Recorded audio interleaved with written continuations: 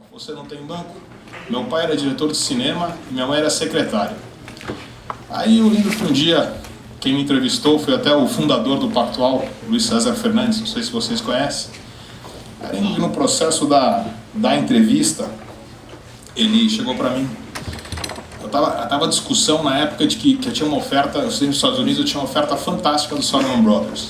Basicamente eu vivia com $1.000 por mês na faculdade, aí tive uma oferta de $75.000 por ano. Eu achei que tinha ficado milionário, né? Falei, pô, agora vai. Aí chega a oferta do Pactual, você vai ganhar $1.000 por mês.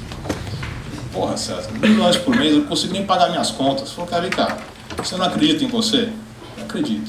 Você não acha que você vai produzir? Acho. Você quer ser banqueiro ou você quer ser bancário? Então, entrei no Pactual, vai fazer o que já? 22 anos, meu primeiro e único emprego, e definitivamente não me arrependo. Porque essa história, para quem todo mundo aqui que levantou a mão que quer ser dono de banco, acho que uma das melhores opções que tem é um banco que nem o nosso.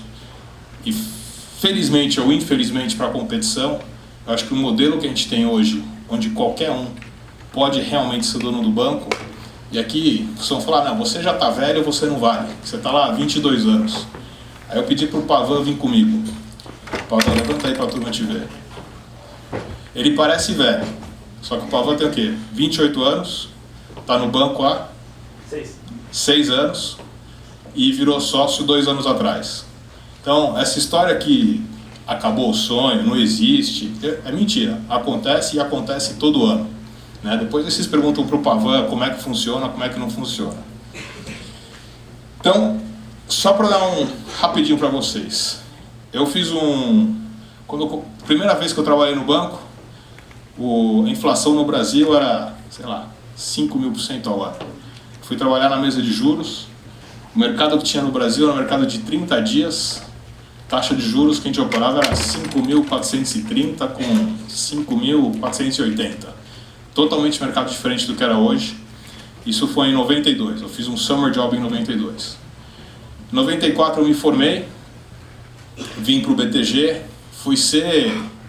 cheguei lá no primeiro dia, tinha estudado University of Pennsylvania, Wharton, estava me achando o rei da cocada preta. Falei, pô turma, cheguei. E aí, o que eu faço? Pô, senta aí e vê se aprende alguma coisa. Falei, tá bom.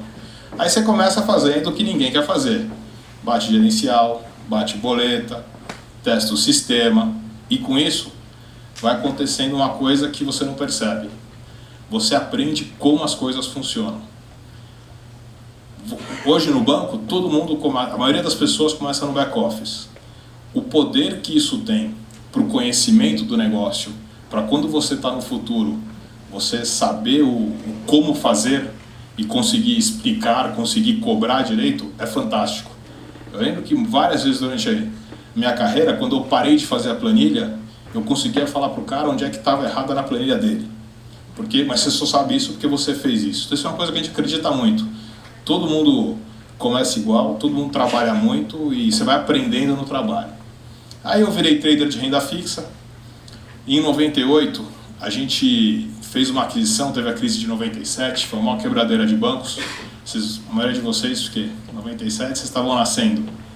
Não, que teve uma quebradeira de bancos, a gente comprou um banco que tinha quebrado, e aí me mandaram para ser o tesoureiro do banco. Aí eu sempre brinco com o Pavan, que eu estava lá, sei lá, tinha 27 anos, tinha tido um ótimo ano, mercado difícil, crise da Tailândia, crise da Ásia. Aí me liga um dia, seguinte, compramos o Banco Sistema, vai lá, senta no caixa, não deixa ninguém roubar dinheiro e demite os 30 caras da corretora que a gente resolveu fechar. Falei, meu Deus, e agora? Bom, fiquei com dor de barriga uma semana, mas você vai lá, executa, trabalha.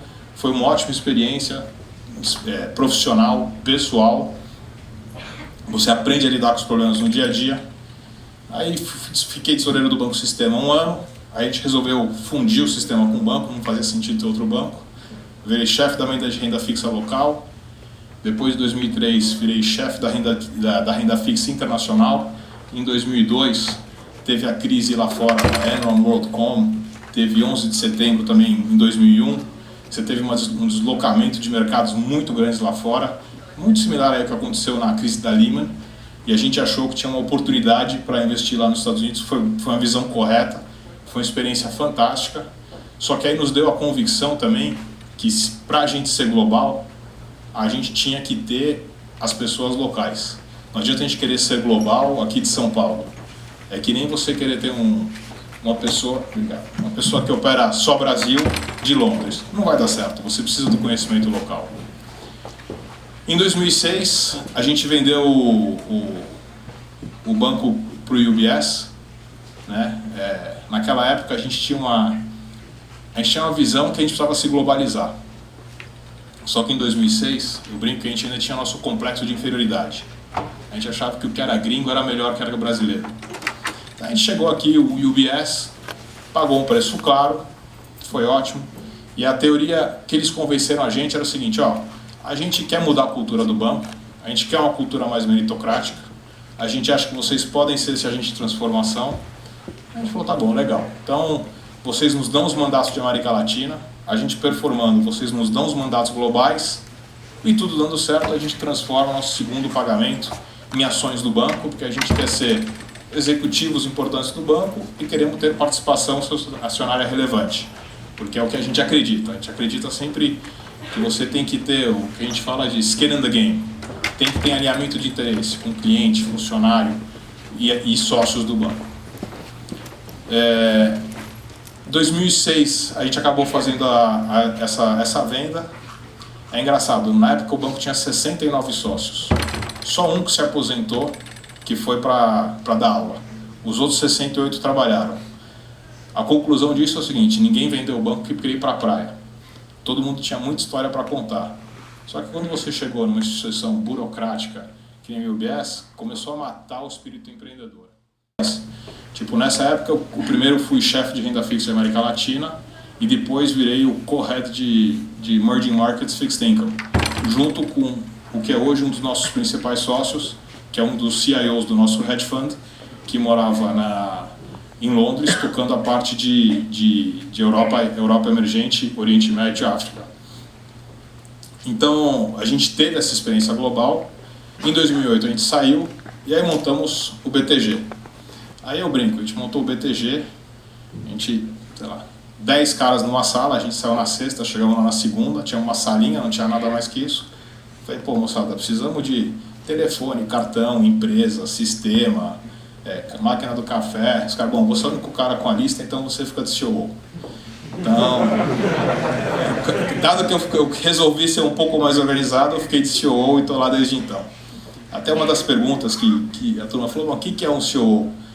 No fundo, eu vejo o meu trabalho hoje em dia, cada empresa tem uma definição diferente. Mas eu vejo o meu trabalho, existe uma linha muito tênue entre o caos e a burocracia. E o meu trabalho é ter certeza que a gente está sempre no meio. Às vezes está caótico demais, você empurra a turma para se organizar demais. Às vezes a organização começa a ficar burocrática, você manda a turma fazer um pouco mais de bagunça. Né? Então é basicamente isso que eu faço hoje em dia. E falando um pouco do banco, antes de eu entrar aqui na apresentação, o que a gente brinca é que se você quer um emprego, o BTG Pactual não é para você. Agora, se você quer um projeto de vida, o BTG Pactual é para você. A gente sempre brinca lá que para estar dando certo, para a gente ter sucesso, a gente precisa de 3 coisas. A gente precisa se divertir, e eu vou te falar, a gente se diverte pra caramba. A gente dá risada o dia inteiro, a gente passa no banco horas e horas e horas. Se não for divertido, fica impossível, não vale a pena. 2, a gente tem que construir algo especial. E isso acho que a gente está conseguindo. Acho que a gente conseguiu construir um agente que é um agente de transformação no mercado financeiro e no país. A gente consegue ser um banco que está sempre questionando o status quo. O banco era para ser dominado pelos grandes bancos de varejo e pelos grandes bancos gringos. Não era para surgir um banco brasileiro que começa a ter alguma relevância no cenário global. Mas a gente acontece isso por causa dessa inconformidade. Todo mundo fala, não, vocês são agressivos. A gente não é agressivo. A gente é ágil e a gente não aceita perder um negócio.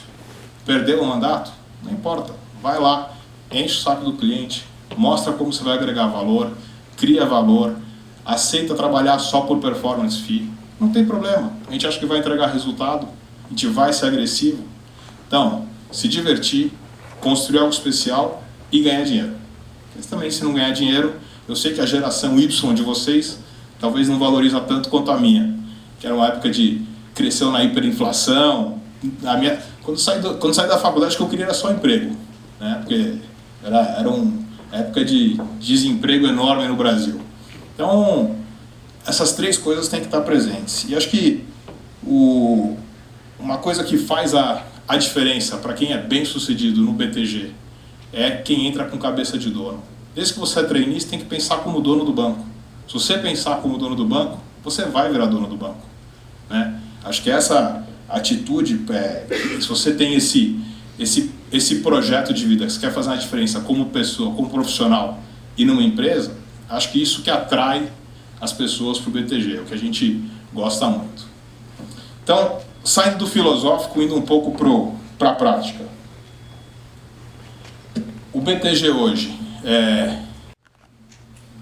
se eu não me engano, 15 países. Mas poucas pessoas assim têm noção disso. Fim do ano que vem, só 1/3 das nossas pessoas vão estar no Brasil. 2/3 vão estar fora. Grosso modo, metade na América Latina. Ano que vem, metade das nossas receitas devem vir de fora do Brasil também. Então, acho que hoje dá para falar que nós temos realmente um negócio global e é um negócio onde a cultura nasceu aqui, a cultura é feita aqui, é vivida aqui, a gente manda muita gente morar fora. Então, se vocês querem ter uma experiência internacional, querem morar fora, acho que é uma possibilidade fantástica no BTG. Esse ano a gente mandou o quê? 50 pessoas morar fora? Grosso modo? Grosso modo é isso. Acho que a gente mandou 50 pessoas para fora. Acho que ano que vem deve talvez um pouquinho mais.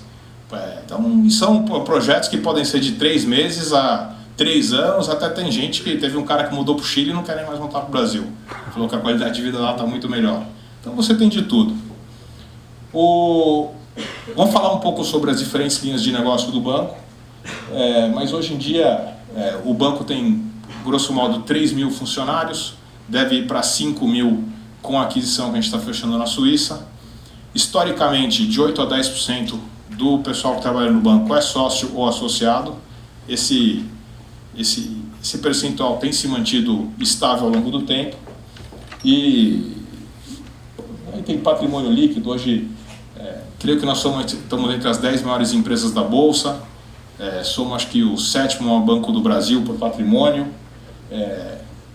5º maior gestor de recursos por ativos no Brasil e o 2º ou 3º de Wealth Management. Uma coisa muito interessante, a gente listou na Bolsa 2 anos atrás, só que, na nossa visão, a nossa cultura é o nosso diferencial competitivo. Uma coisa que a gente fez, não sei se vocês acompanharam isso, mas quando a Goldman Sachs ou Morgan Stanley, eles se listaram na Bolsa, o que eles fizeram? Quem era sócio pelo partnership, esperou 3, 4, 5, 6 anos e pôde vender as ações na Bolsa. Só que quando a gente comprou no partnership, a gente comprou a uma vez book, por valor patrimonial. Quando a gente fez o IPO, por exemplo, do BTG, a gente fez a quase 3 vezes patrimonial. A nossa geração de sócios podia ter ido e falar, bom, essa grana toda, a diferença entre 1 e 3 é nossa, vamos dar aqui 5 anos para os investidores não reclamarem, depois a gente pode vender nossa ação na Bolsa e vamos ganhar esse dinheiro. Só que a gente não vai para lugar nenhum. Já vendemos o banco uma vez, a gente viu que esse negócio de aposentadoria é overrated. A gente tem um projeto de vida, um projeto empresarial, é uma coisa que nos atrai muito, que dá vontade de trabalhar todo dia. A gente acha que nossa cultura é a coisa mais importante, a gente atrair os melhores talentos, as pessoas que querem ser dono, todo mundo que levantou a mão que quer ser dono de banco, é fundamental para a gente. Então a gente resolveu manter o partnership. Então, mesmo hoje, depois que a gente é listado, 75% do banco é do partnership. E esse 75% nós tradamos todo ano entre os sócios de uma maneira meritocrática. Quem está performando, gerando resultado, construindo franquia, treinando gente boa, recrutando gente boa, compra ação. Quem resolveu trabalhar um pouco menos, não está mais tão motivado, está querendo se aposentar, vai vendendo ação. E é uma coisa que funciona. E o mais importante disso é que todo mundo sabe quem precisa comprar. Todo mundo sabe quem são as estrelas ascendentes do negócio. O difícil é as pessoas venderem. Só que essa é a decisão difícil que é a mais importante, porque é o sinal que a meritocracia está funcionando. Então, todo ano, entre 2% e 4%, a gente faz esse movimento meritocrático e a ideia é continuar assim até onde a vista alcança. Aqui um pouco da história, eu já contei para vocês, acabou misturando um pouco com quando eu falei da minha história. Eu falei para vocês que o modelo de partnership, essa cultura meritocrática, é o principal diferencial do BTG. E na nossa visão, assim, o que mais importante é a nossa cultura. A gente resolveu listar os nossos valores de uma maneira simples, porque isso aqui é uma doutrina que você precisa repetir diariamente e ficar claro em todo mundo. Então você vai no banco, todo screensaver tem os valores, toda a parede está escrito lá. Primeiro, como a gente define nosso negócio? Nosso negócio é alpha-based. A gente acredita em criar valor em tudo que a gente faz. Não é criar valor no mercado, só nos fundos de hedge fund. É criar valor para nossos clientes de investment banking, é criar valor para nossos clientes de wealth management. É sempre estar disposto a trocar o management fee pelo performance fee. Você alinhar o seu sucesso ao sucesso do seu cliente. A gente acredita muito nisso. Segundo, foco no cliente. Se você alinha e cria valor, você está criando valor para o seu cliente. Então, a gente acredita muito nisso. E o cliente, para nós, pode ser uma pessoa física, pode ser uma empresa, pode ser um investidor institucional, como às vezes pode ser o governo. Esses são todos os nossos clientes, dependendo da situação. Presença e pensamento global. Quando a gente fez isso alguns anos atrás, era muito mais pensamento. Hoje em dia já pode-se falar que tem presença também. Mas essa sempre foi a nossa ambição. A gente sempre nos viu como uma empresa global e acho que hoje em dia a gente perdeu o nosso complexo de inferioridade. Dá para ser uma empresa, a melhor empresa financeira do mundo, sendo brasileira. Por que não? Só porque a gente fala português? Não tem problema, a gente aprende inglês. A gente trabalha mais que todo mundo, é mais motivado que todo mundo, somos tão competentes quanto eles, ou mais, dá para ser. É só querer, é só se comprometer e trabalhar com isso como missão. É que nem a Brahma. Se alguém te falasse 20 anos atrás, 15 anos atrás, que a Brahma ia ser dona da Budweiser, todo mundo ia dar risada, né? É o famoso que o Marcel fala, é o projeto haha. Às vezes o cara fala brincando, né? Não, vamos comprar a Budweiser, haha, brincadeira. É o que quando falavam, é isso que a gente pensa. A gente tem, vira e mexe, tem vários sonhos, haha. Eu te garanto que nos próximos 15 anos vários vão acontecer. E uma ambição de longo prazo. A gente brinca que a gente tem que ser que nem o médico caro. O cliente pode achar a consulta cara, mas ele sempre tem que voltar, porque você é quem dá o melhor advice para ele. Isso é uma ambição de longo prazo. Toda a crise que aconteceu em Wall Street em 2008, na nossa visão, era um total desalinhamento de interesse, em que quem estava tomando as decisões de riscos, os clientes e os acionistas. Não tinha alinhamento nem ambição de longo prazo. Então aqui a ambição de longo prazo é sempre... A gente brinca, não, o seu objetivo não é extrair valor dos clientes para o banco? Claro que é, mas é extrair valor, o máximo de valor dos clientes no longo prazo, sem perder o cliente, e você sempre ter certeza que o cliente está sentindo que está pagando por ele que recebe. Isso é fundamental. E é uma ambição de longo prazo nos relacionamentos, que você tem também, por exemplo, com o regulador ou com o governo. A gente tem uma lei no banco. Não importa qual a tua posição. Na hora que o Banco Central ligar para perguntar o que você está achando do mercado, você tem que falar a verdade. Porque não importa a tua posição, porque com isso, a longo prazo, você ganha credibilidade, maximiza valor para a franquia. Como é que a gente trabalha? Partnership, cabeça de dono. É fundamental. Esse é o coração do que nós somos. Trabalho em equipe. Muito rádio corredor, muita bateria. Não, o ambiente lá não é legal, o nego não trabalha em equipe. É o contrário. O cara que não consegue trabalhar em equipe, que, perdoem a palavra, é escroto, não dura no banco. Não aguenta. É muito tempo trabalhando junto. É aquele negócio, da porta para fora, a gente quer competir e ganhar de todo mundo. Da porta para dentro, tá todo mundo junto. Essa é a lição. Hard working, hands-on. Você não vai achar ninguém com secretária, você não vai achar ninguém com sala exclusiva. A mesa do Esteves, do nosso CEO, é exatamente do mesmo tamanho da mesa do trainee. Tem algo simbólico nisso. Para o trainee chegar a CEO é só ele querer, né? Mas a gente não acredita, todo mundo é igual, todo mundo é hardworking, hands-on, não tem essa de, não tem trabalho nobre para eu fazer, todo mundo faz de tudo. E a gente acredita muito em desenvolver nossos talentos. Isso aí, se vocês conhecerem vários dos sócios, para muitos de nós é primeiro e único emprego. Entramos lá quando a gente era moleque, trabalhamos duro, estudamos duro e chegamos lá. A gente acredita muito nisso. Então, abriu uma vaga, estamos na dúvida, o cara está pronto ou não, ficaria pronto daqui 1 ano e meio, deixa aí. O pé cresce dentro do sapato, né? A gente acredita muito nisso, em desenvolver os nossos talentos. E como é que a gente faz o desempenho, a gestão de desempenho do banco? O rule of government é meritocracia. Não importa quem é teu amigo, não importa com quem você anda, o que importa é resultado. Resultado de uma maneira geral, né? Resultado financeiro, resultado qualitativo, criação de valor para a franquia. 2, empreendedorismo. Todo mundo tem que tomar iniciativa. Aquilo que a gente brinca, você tem uma ideia, vai lá e executa. Não tem muito segredo. Vamos ser criativo, vamos ser inovador. Excelência.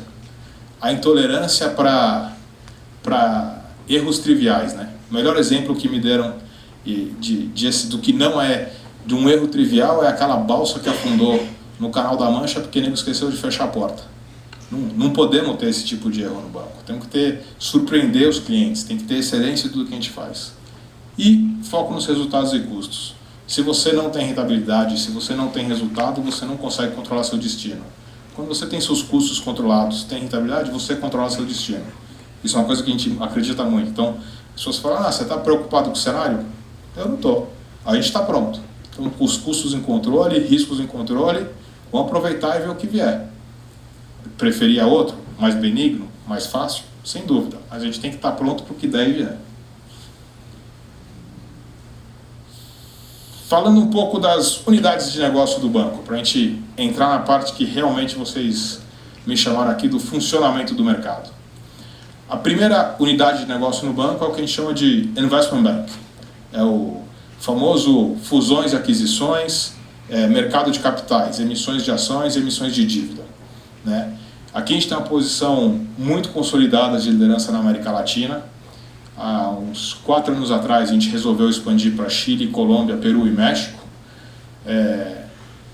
Aqui vocês vão ver os rankings que dizem. O que importa para mim, o que mais diz que nós estamos sendo bem sucedido é que sempre o cliente que faz o primeiro negócio com a gente volta para fazer o segundo. Então ele fez uma fusão com a gente, depois ele faz o IPO. Ele fez o IPO, ele faz o follow-on. Ele fez follow-on, ele emite uma dívida. Isso quer dizer que nós estamos bem sucedidos em servir os clientes, né? Além de em todos os rankings, tem muita maquiagem nesses rankings, eu não vou entrar no mérito disso agora. Ranking de M&A, o cara pede pelo amor de Deus, o banco pede para o cliente para falar que participou, só que nunca atendeu nenhuma ligação e nunca recebeu nenhum FII, né? Então acaba tendo um pouco de distorção. Mas isso aqui é o tradicional trabalho de assessoria às empresas que a gente faz. Segundo é Corporate Lending. Esse é um business relativamente novo para a gente, um business que tem uns 5 anos. Quando teve a crise da Lehman, os grandes bancos de varejo brasileiros resolveram criar unidades de negócio de investment banking que não eram core, mas como eles emprestavam muito dinheiro para as empresas, eles falaram, bom, com esse mesmo recurso que eu já empresto, o mesmo risco que eu já corro, eu vou aproveitar para conseguir mais receita desse cliente pedindo os mandatos de investment banking. E aqui a gente acabou montando um negócio de corporate lending, para ter certeza que a gente defendia a nossa franquia, mas 2, mais que isso, ele acabou se tornando um business muito rentável. Então hoje em dia é o famoso tradicional empréstimos para grandes empresas. Esse é o nosso business de corporate lending, né? Tem muita análise de crédito envolvida, análise de empresa, estrutura de crédito, mas é um business que tem muito bem sucedido e muito sinérgico com o business de investment banking. O business de sales and trading, acho que nós somos mais famosos por isso. É o famoso business de brokeragem ou de market making de títulos públicos, de câmbio, que nós fazemos já no Brasil há muitos e muitos anos, é a área onde eu fiz minha carreira toda. Aqui você vê que tem todos os rankings de research, nós somos sempre top ranked aí nos rankings de research macroeconômico, research de empresas. A gente brinca que a gente não é universidade, mas a gente tem quase 200 pessoas fazendo pesquisa macro e de empresas no banco. É uma área muito importante. Nós somos um business, esse business é um business baseado na inteligência, no conhecimento. Então é uma área fundamental. E a gente tem esse business de Latam, de renda fixa, câmbio e renda variável, ações. E nós temos um business novo que nós montamos aqui há 2 anos, que é esse business global de commodities. A América Latina é um centro produtor de commodities. E a gente sempre acreditou que dava para ter um business de commodities. Só que você não consegue ter um business só regional de commodities. Porque não adianta, por exemplo, você querer fazer trading de carvão na Colômbia se você não sabe o que está acontecendo na Indonésia e na África do Sul. Então, por natureza, esse business, apesar de ele ter nascido da nossa ideia que a América Latina é um super centro de commodities, é muito importante ele ser um business global. E tem sido um business muito bem sucedido para a gente. Eu mostrei um mapa para vocês. Esse business realmente nos fez expandir globalmente em vários escritórios baseados em commodities, que você tem que ter toda a originação e ou comercialização das commodities físicas. Que é um pouco... Aqui tem o ranking da Institutional Investor. Aquela transformação que eu estava falando para vocês, se eu não me engano, em 2011 ou 2012, foi a primeira vez que nós fomos eleitos a melhor casa de research da América Latina.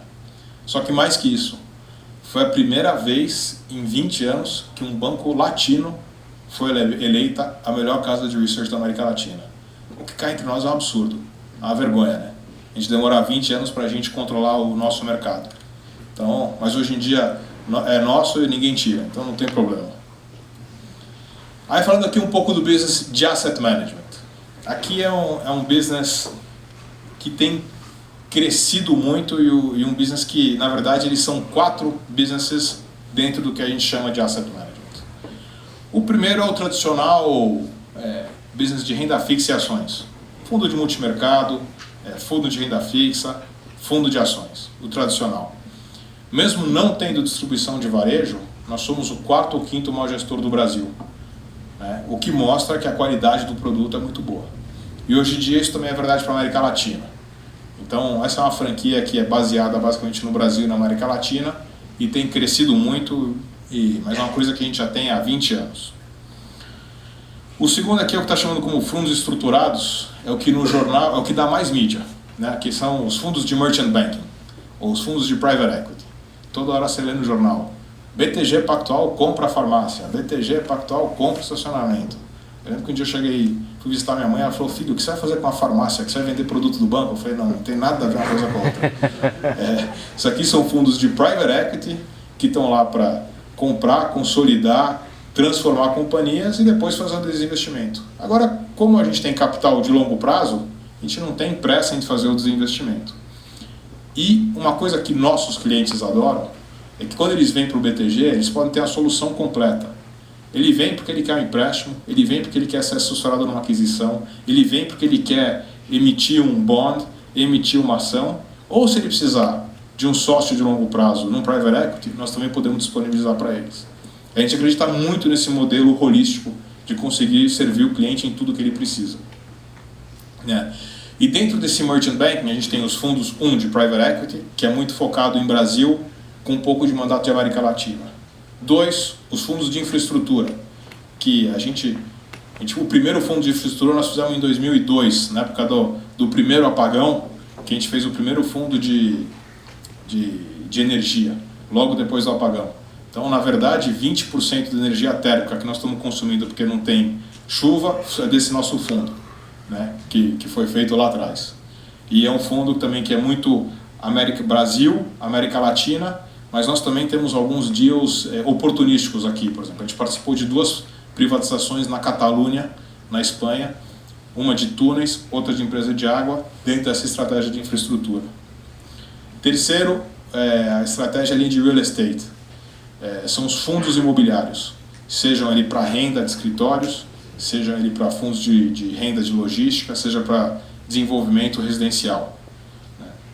E o quarto é os fundos de timber. É uma coisa também que pouca gente sabe, mas hoje nós somos o 5º maior gestor de florestas do mundo.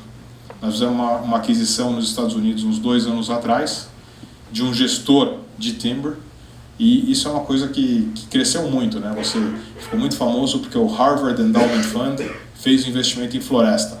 E com isso você consegue ter uma rentabilidade muito interessante e mais diversificação de portfólio.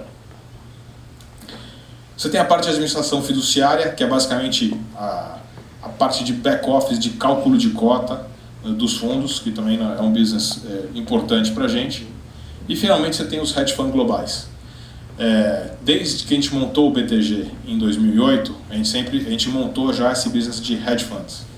Hoje é um business para a gente de grosso modo 10 bilhões de dólares, e é um business onde a gente consegue 2 coisas. Obviamente, ter uma rentabilidade fantástica. E 2, e tão ou mais importante, é uma ter inteligência de mercado global muito fundamental. Todo mundo que opera câmbio no Brasil, ele lia sobre a crise da Grécia no jornal. A gente não, a gente tinha um trader em Londres, que era especialista em Grécia, e a gente não só sabia tudo acontecendo, como a gente conseguiu gerar um retorno fantástico para o fundo operando Grécia. A mesma coisa com a crise de mortgage nos Estados Unidos, a mesma coisa com a crise da Espanha. Então isso te dá uma inteligência, um conhecimento de mercado muito bom. E também uma coisa que pouca gente sabe, tanto em 2010 quanto em 2012, o nosso principal fundo, que é o GEM, Global Emerging Markets and Macro Hedge Fund, foi eleito o melhor fundo macro do mundo pela Eurohedge. O que não ligo muito para esses prêmios, mas já que a gente tem, pelo menos vamos fazer um pouco de marketing, né? Finalmente, Wealth Management, área de gestão de fortunas. Uma área que também vem crescendo muito para a gente. É uma área que começou no Brasil, expandiu para a América Latina. E agora nós acabamos de anunciar recentemente a aquisição do BSI em Lugano. Acho que é o 7º maior banco suíço, se eu não me engano. A gente acredita que com esses tratados que estão sendo assinados no âmbito do FATCA, de todo esse processo criminal que teve entre Estados Unidos e Suíça, acabou o sigilo bancário. Ou seja, dinheiro frio, dinheiro de corrupção, não tem para onde correr. Vai ter as 4 ilhas Cook, nem sei quais nomes que não assinaram esse tratado, mas entre 2017 e 2018, todos os países estão assinando acordo de abrir as contas para as receitas federais dos países. Ou seja, vai ter que mudar a indústria. Vai mudar do que a gente acredita de secrecy para service. Vai ganhar quem oferecer o melhor serviço, oferecer o melhor produto. Nós acreditamos que temos essa capacidade, por isso fizemos essa aquisição. E estamos, acho que, com 30 pessoas aí de malas prontas, esperando a autorização do Banco Central da Suíça e do Brasil, para finalizando isso, mudar para a Suíça e a gente conseguir integrar essa plataforma no BTG Pactual. Que nem eu falei para vocês, a gente acredita muito no alinhamento de interesse. Nós somos sempre os investidores âncora em todos os nossos fundos de high performance. Seja eles o hedge funds, que é o que a gente chama de global markets, merchant banking, que é o que a gente chama de private equity, infraestrutura e timber, ou real estate, que são os fundos de real estate. Nós investimos recursos do grupo nos fundos e a gente reporta isso como principal investment. E finalmente, a gente também tem uma participação no Banco Pan. Nós controlamos com a Caixa Econômica Federal, o PAN. Acho que isso acabou aparecendo de uma oportunidade de distress. Teve aquela fraude enorme no antigo Banco Pan-Americano em 2010. Início de 2011, o FGC, que tinha intervido no banco, estava procurando um comprador. Nós olhamos, a gente tinha a caixa de sócio lá, que é alguém que entende de varejo e consegue assegurar o funding que um banco de varejo de crédito precisa. A gente achou que valia a pena fazer esse investimento, fizemos e estamos bastante satisfeitos. É um banco que foi em turnaround total. O banco tinha 3.000 pessoas e nós tocamos 3.200 pessoas nos últimos 4 anos. Ou seja, o banco se reinventou totalmente. Acho que o banco hoje está com a nossa cara. É um banco com os indicadores, está na mão. Acho que a performance vai ser boa. E aqui a meta é você ser o banco mais ágil, mais criativo nesse segmento aí de crédito ao consumo no Brasil. O Banco Pan foca em crédito imobiliário, automóveis, consignado, cartão de crédito e middle market. Então é isso. Acho que falando um pouco de como funciona o banco, dos segmentos de negócios, é um pouco isso. O que eu tinha mais para falar é isso. Acho que é mais legal agora vocês perguntarem o que vocês quiserem.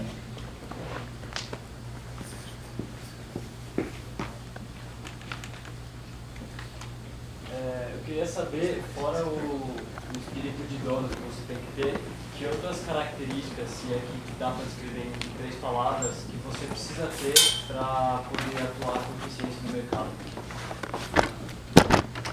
Dedicação. Não adianta. É o famoso ditado do André Agassi. Quanto mais você treina, mais sorte você tem. Tem que trabalhar. Tem que operar mercados. Pô, lia todos os jornais, tinha todas as notícias, sabia todos os índices de inflação, quando ia sair, qual era a abertura, o tomate subiu, o chuchu caiu, o porquê que a inflação está pressionada.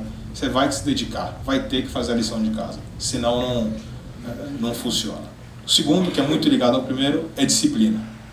Você vai ter que ter disciplina, tem que ter a sua rotina e você não pode fugir disso.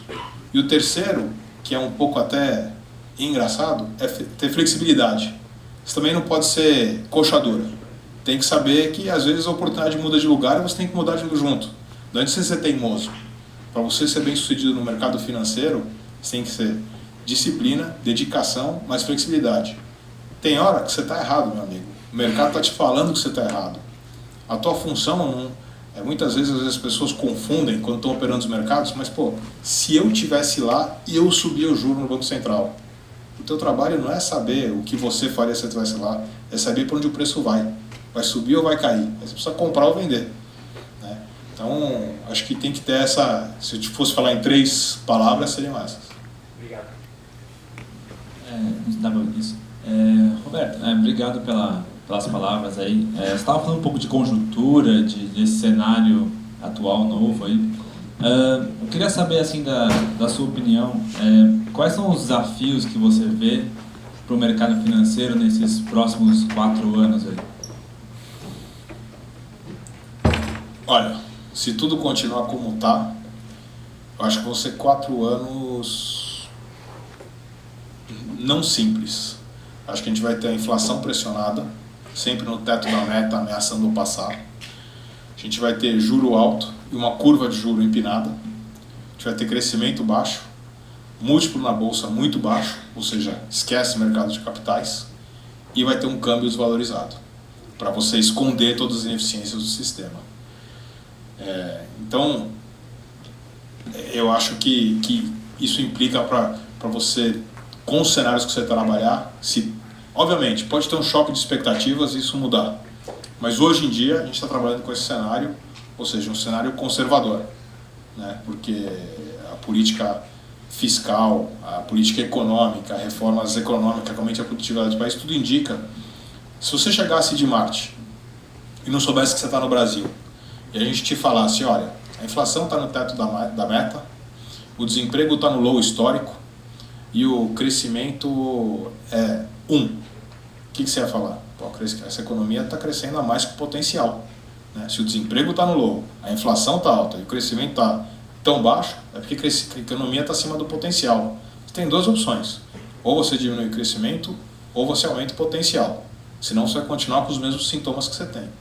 E infelizmente eu não estou vendo nem você aumentar o potencial, nem uma disposição política de você diminuir o crescimento para trazer a inflação de volta, ou seja, acho que vai continuar nesse cenário. Dado a situação econômica e política, quais são seus desafios para nós que vamos estar se formando e ingressando no mercado no início da nossa carreira? Olha, eu acho que no mercado financeiro vocês vão pegar um mercado menos em bonança como já teve no passado.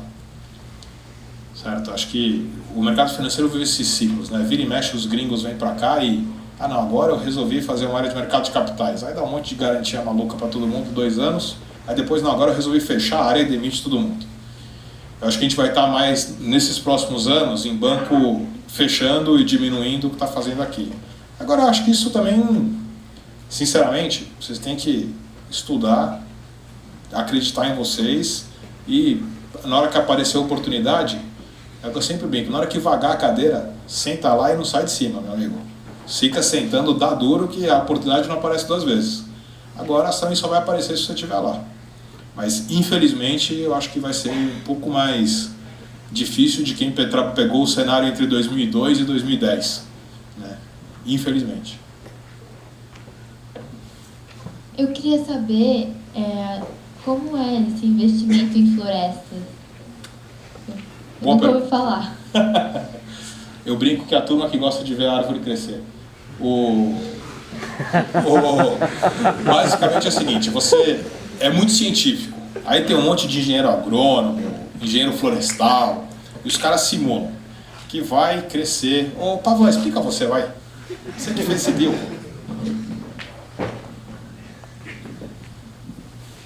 Então. Eu ajudei um pouco o pessoal a montar essa área de florestas, apesar de que eu não trabalho diretamente lá. Mas não é muito diferente disso que o Roberto falou, é a árvore que vai crescendo, e essa que é a beleza do negócio.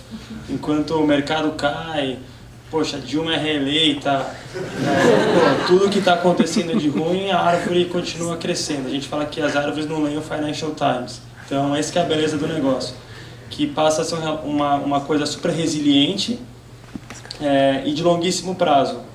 Então, basicamente são florestas comerciais, a grande maioria é eucalipto, e para uso industrial, seja para, por exemplo, para fazer gusa, para serraria, papel e celulose, e demanda tem no Brasil para isso, ainda mais são setores que são muito dependentes de exportação, e com o câmbio desvalorizado esses setores tendem a se beneficiar bastante. Então a gente fornece a madeira para grandes indústrias que vão processar a madeira. E é um negócio super de longo prazo, cada ciclo de eucalipto tem 7 anos, geralmente são 2 ciclos, então são investimentos de 14 anos, mais ou menos, com baixíssimo risco. E no Brasil você tem muita pouca oportunidade de alocação de capital com um prazo, vamos dizer, desse tamanho, de 14 anos. Mas explica qual que é o retorno e de onde vem esse retorno. Retornos não são altos também, são retornos na faixa de 10% a 12% em termos reais. Então você soma aí 6% de inflação, você tem seu retorno nominal. Que em qualquer lugar do mundo é altíssimo, né? Vou deixar claro. Poxa, em qualquer lugar é muito alto, dado as características do Brasil, esses retornos aqui são mais altos, as características climáticas. E o retorno, a grande maioria do retorno, 60% a 70% do retorno é dependente do crescimento da árvore. E isso acontece independente de tudo isso. Então é cash flow zero, você compra a terra, planta a árvore. Você sabe que adubando X por ano, a árvore vai crescer X metros cúbicos por ano. No final, sabe que vai vender por um preço Y, a diferença desses dois dá o retorno. E no meio do caminho, você tem a opcionalidade. Faltou luz, os caras vão pagar mais com madeira para você gerar energia. Você pode cortar mais curto e refazer o ciclo. Então, no fundo, essa é a teoria econômica por trás, financeira por trás. E a gente tem 800 mil hectares de floresta sob gestão. 600 mil são nos Estados Unidos, o resto é dividido entre Brasil, Europa e África. Obrigado. Eu tenho uma pergunta. Você pega um BTG diferente de outros bancos, pelo menos aqui, vocês mais ou menos atiram para todos os lados. Farmácia, floresta, posto de gasolina, estacionamento. Como é que faz a gestão de todos esses negócios novos? É gente de dentro da casa? Vai atrás de gente dos ramos? Como é que funciona? Primeiro eu vou só fazer um comentário sobre, não é tirar para todos os lados.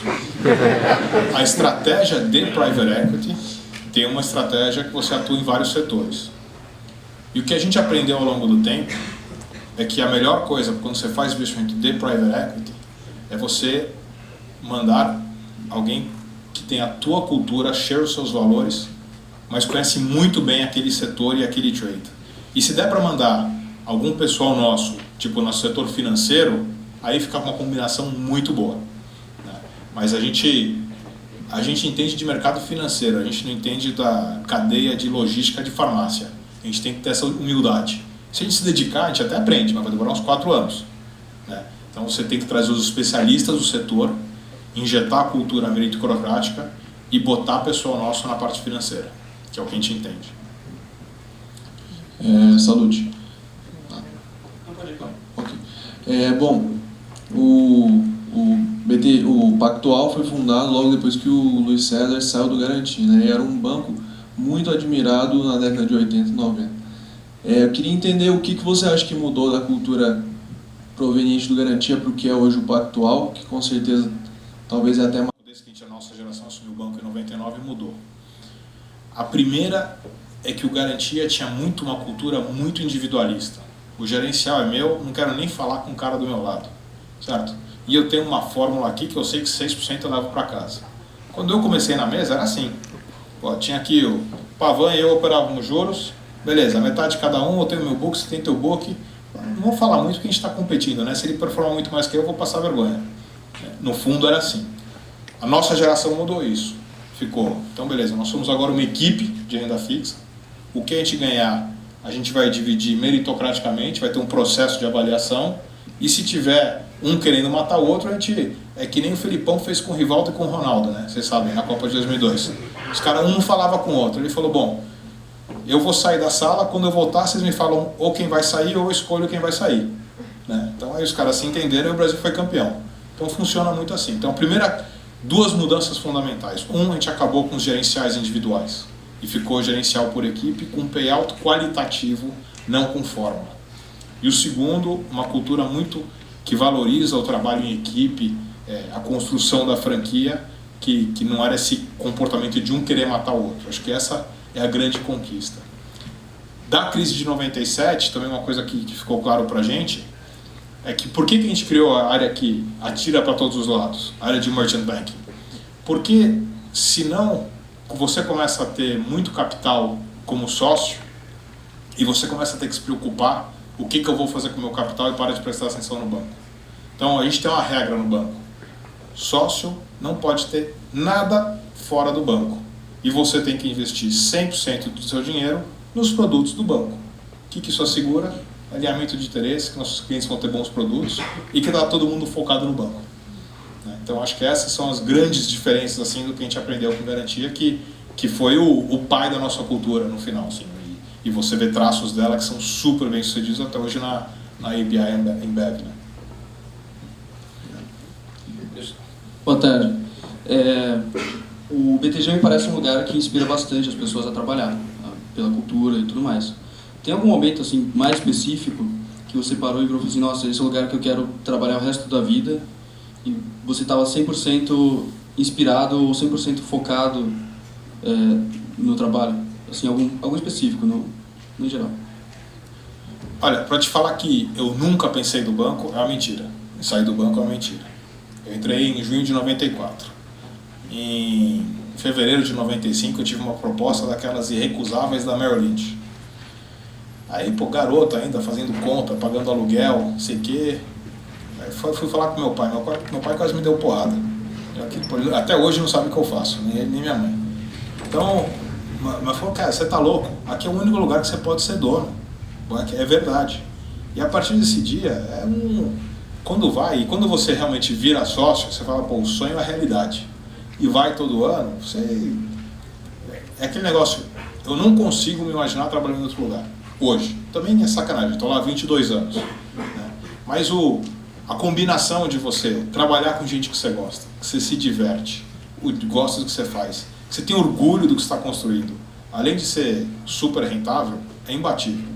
Né? E ainda te dá, hoje eu cansei, minha família quer morar nos Estados Unidos. Beleza, vou ligar lá para a turma, tô a fim de ficar nos Estados Unidos. Então vai, como fazer e vai. Então, isso eu acho que é muito legal. Sobre o investimento nas farmácias, tendo em vista a situação que ela estava quando vocês adquiriram e a situação que ela está agora, que, não sei, ela tem bastante dívida. Vocês acham que foi um bom investimento? Na verdade, a culpa do erro da farmácia foi nosso. Só para deixar claro, quem errou foi a gente. E a gente não tem medo de errar. Só não erra quem não tenta.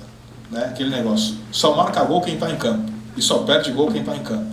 Então, a gente subestimou o que era o trabalho de integração das diferentes cadeias que nós compramos, a complexidade que era. A gente subestimou que precisava dos especialistas do setor. Mandamos um cara bom de conta para fazer a integração de logística. Não deu certo. Sofreu, arrumamos, capitalizamos e agora acho que a empresa está caminhando para estar no benchmark do setor. No final das contas, acho que vai ser um investimento muito rentável. Porém, ele vai ser muito mais volátil do que deveria ter sido. Por isso que eu digo, a gente tem que aprender com os nossos erros. E a gente, é o que o Esteve sempre brinca. Você subir na calçada de vez em quando, dar um totozinho com cinto de segurança, não tem problema, faz parte. O que não pode é bater o carro e dar perda total. Certo? Então, a gente tem uma cultura que a gente erra, aprende com os erros e corrige e vai em frente. Então, o erro ali foi nosso. Foi nosso de operacional, que a gente subestimou a complexidade de integração das aquisições que a gente fez. Agora, fomos lá, nós capitalizamos, fizemos aumento de capital, resolvemos o fluxo de capital da empresa, e agora acho que vai... com tudo isso, como é que vai ser? Vai ser um desastre? Não, acho que vai ser bom pra caramba o investimento, com tudo isso. Poderia ter sido melhor, mas paciência, é assim mesmo.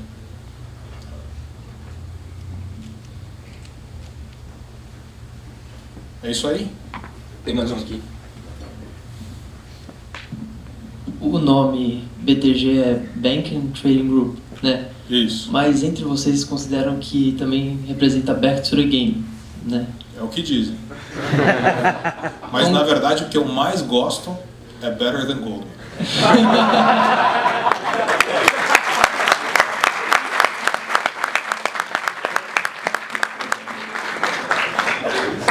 Se é o que dizem, você pode explicar de onde vocês saíram e como vocês voltaram a esse jogo? A gente saiu quando a gente vendeu o banco pro UBS. A gente ficou lá 2 anos, aí saímos para montar a BTG. E no fundo é o seguinte, a gente estava lá, nós somos um cara de fazer conta, nós somos um cara de marketing. Aí a gente estava na sexta, precisava de e-mail na segunda. Aí eu falei, cara, o que a gente faz? Bota aí BTG, depois a gente se vira. Aí depois a gente arruma um nome, a gente contratou o Nizam. Nizam, aqui BTG, todo mundo... Aí ele começou a chamar a gente de BTG. O que a gente faz? Aí virou o Nizam e falou, esse nome é fantástico, vocês têm que arrumar um significado para eles e segue com eles. Aí a gente criou o Banking and Trading Group, e aí fica essas piadinhas de Back to the Game, Better Than Goldman, mas como a história ficou simpática, então a gente deixou. E como a gente acha que o BTG Pactual é diferente do... Primeiro, tirar UBS e botar BTG, de UBS Pactual para BTG Pactual, não vou mentir para vocês que teve um gostinho de vingança, foi legal. E o segundo, o BTG Pactual é diferente do Pactual. É uma empresa globalizada, teve essa história que a gente não queria perder. Então, por isso que depois a gente contratou uma outra empresa de branding que fez todo um research e o cara veio provar por A mais B que banco de investimento tem 2 nomes, Goldman Sachs, Morgan Stanley, e que banco de varejo tem um nome só, Itaú, Bradesco. Então falamos, beleza, então fica a BTG Pactual e deixa assim mesmo. Obrigado. Como o BTG tem essa visão de ser um banco global e ter presença mundialmente, quais você acha que são os desafios para manter essa cultura empreendedora, essa cultura meritocrática? Você pegou no único ponto que me tira o sono. Que como é que você vai garantir que o cara da África do Sul, que tem 20 pessoas, vai ter a nossa cultura? E olha, a gente já debateu muito isso. Muito, e realmente a gente perde o sono com isso. A primeira coisa é você continuar com a propaganda de brainwashing. Tem que lobotomizar a turma e martelar a cultura, valores. Agora, mais que isso, você tem que viver os valores. Você tem que pagar bônus meritocraticamente. Você tem que promover meritocraticamente. Você tem que demitir meritocraticamente. Na hora que você começa, você dá o exemplo trabalhar duro, focar no resultado, operar meritocraticamente, isso vai absorvendo. Não vai ser da noite para o dia. De acordo com o professor Falcone, demora 7 anos para você formar uma cultura. Tudo bem, a gente tem paciência, a gente vai martelar nisso e você viver dia a dia. Então a gente tem um processo, meu dezembro inteiro praticamente eu gasto fazendo avaliação, bônus e sociedade, coordenando o processo. Que é uma coisa muito importante, porque é o que manda o sinal. Você vem aqui, eu contei uma história bonita pra caramba. Agora você chega lá e não é nada disso que você vê, ninguém mais acredita. Porque as pessoas acreditam no que elas veem. Então, dezembro para nós é muito importante, que é onde a gente tenta sintetizar via bônus, via participações societárias, tudo isso que a gente falou aqui. Né? Então, é você tentar no processo viver isso.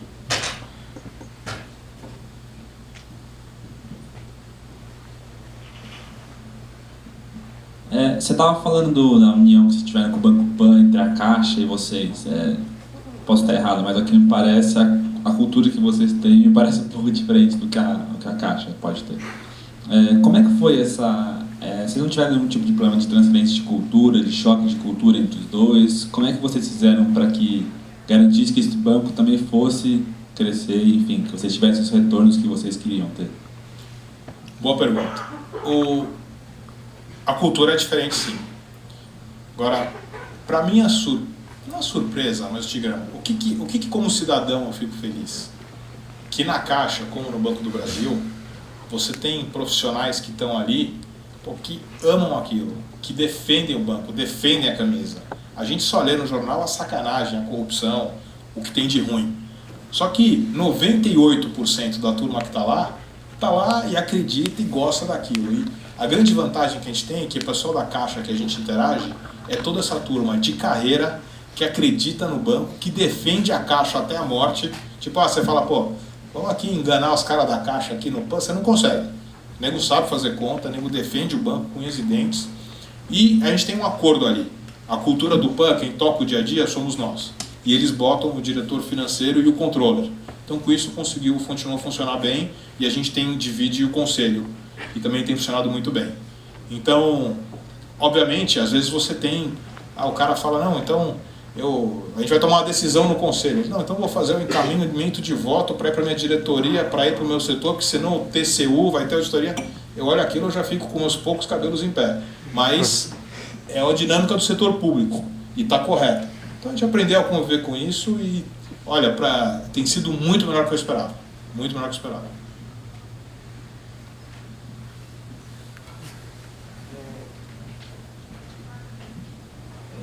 Em relação às atividades de trading e negociação do banco, mais ou menos oportunidades em relação à operação em outros países de lucro do BTG? Olha, para sales and trading, a gente só está na América Latina. Comparado com Chile, Peru, Colômbia, México, o Brasil é Disneylândia. Tem curva de juros de 30 anos, de 10 anos pré, 40 anos de inflação, tem cupom cambial, tem dólar à vista, tem crédito corporativo. Então, obviamente, você tem mercados mais profundos que nem o americano, certo? Mas eu acho que o Brasil, o desenvolvimento que teve no mercado de capitais, eu acho que a gente participou muito disso. Por exemplo, antes do IPO da Natura, em 2004, não existia mercado de capitais ativos no Brasil. Quem fez isso fomos nós. Os sócios da Natura nos deram os privilégios de conduzir esse processo para eles. Então, a gente é bastante satisfeito com o mercado. Obviamente, gostaríamos que fosse mais, tivesse mais liquidez. Agora, isso só vai acontecer quando o Brasil tiver uma taxa de juros de curto prazo muito baixa, tipo uma taxa de juros real de curto prazo de 2%, que nem é nos outros países em desenvolvimento, e aí você consegue ter uma curva com prêmio. Aí vai ser o próximo boom do mercado. Mas, infelizmente, eu não estou vendo isso até onde a vista alcança. Obrigado. É isso? Tá bom, gente. Obrigado. Obrigado pela paciência.